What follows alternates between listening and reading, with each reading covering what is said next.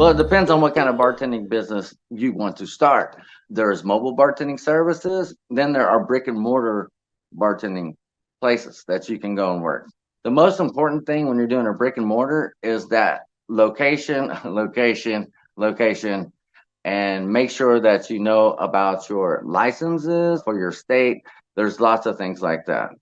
So I took the other route. I went through mobile bartending service. When you're starting a mobile bartending service, you want to have a good name that kind of goes along with the business. You also want to have a good logo that goes along with the business. You're going to need to promote your social skills as much as possible. You need to call around, talk to the venues, say, I'm available. I can do this. Other than that, like, it's just constant doing good and just being happy for what you're doing, knowing that you're serving and endeavoring the world and this people, that you are doing a job to help other people.